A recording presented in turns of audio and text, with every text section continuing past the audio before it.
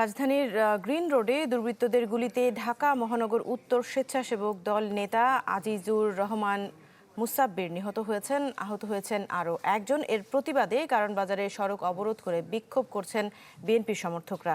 বিস্তারিত জানাতে আমাদের সাথে আমাদের সহকর্মী আহমেদ সোহাগ যুক্ত হচ্ছেন আমাদের সাথে। সোহাগ, এই ঘটনা কখন ঘটলো এবং তারপরে বিস্তারিত কি কি তথ্য আপনি সেখান থেকে পেলেন আমাদের জানাবেন বিস্তারিত।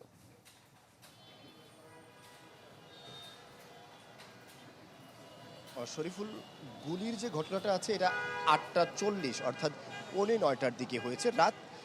গুলিটা হয়েছে মূলত বসুন্ধরা সিটি কমপ্লেক্স যেই মার্কেটটি আছে, মার্কেটের পেছনে যে সড়কটি আছে গ্রিন রোডের, যেটা আসলে কাজীপাড়া নামে পরিচিত, ওই জায়গায় গুলি করা হয়। দুজনকে গুলি করা হয়েছে। এর মধ্যে ঢাকা মহানগর উত্তর স্বেচ্ছাসেবক দলের যুগ্ম আহ্বায়ক মুসাব্বির তিনি গুলিবিদ্ধ হয় এবং মারাত্মকভাবে জখম অবস্থায় তাকে তার সমর্থক এবং এলাকাবাসী যারা স্থানীয় ছিলেন তারা ওখান থেকে তাকে তুলে নিয়ে হসপিটালে ভর্তি করেন, পাশেই বিআরবি হাসপাতালে, এবং সেখানে কিছুক্ষণ আগে সে মৃত্যুবরণ করেছে এরকমটা আমরা জানতে পেরেছি। এবং তার মৃত্যুর পরেই কিন্তু আমি দেখেছি কারণ বাজারের সার্ক ফোয়ারা যে মোড়টি আছে সেই মোড়টি প্রায় ২০০-৩০০ বিএনপি নেতাকর্মী এবং মুসাব্বিরের যে সমর্থকরা আছেন তারা অবরোধ করে বিক্ষোভ করেছেন। এখানে সড়কের মাঝে যে ডিভাইডারগুলো দেওয়া হয় প্লাস্টিকের, তারা সেই ডিভাইডারগুলো পুড়িয়ে আগুন জ্বালিয়ে দেয় এবং আগুন জ্বালিয়ে তারা বিক্ষোভ করেছে, আমরা এরকম দেখেছিলাম। এরপরে পুলিশ এখানে এসে অবস্থান নেয়, পাশাপাশি বিভিন্ন আইন শৃঙ্খলা রক্ষাকারী বাহিনীরা অবস্থান নেয়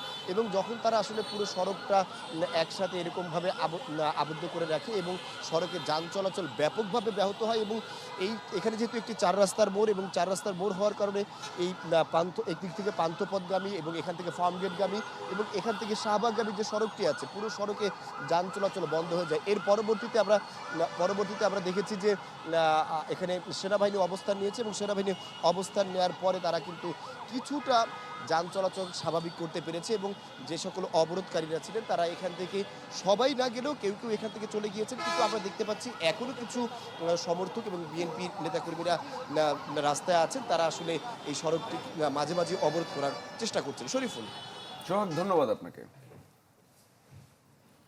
আহমেদ সোহাগ আমাদের সাথে কারণ বাজার থেকে যুক্ত হয়েছিলেন। পরের সংবাদে যাচ্ছে।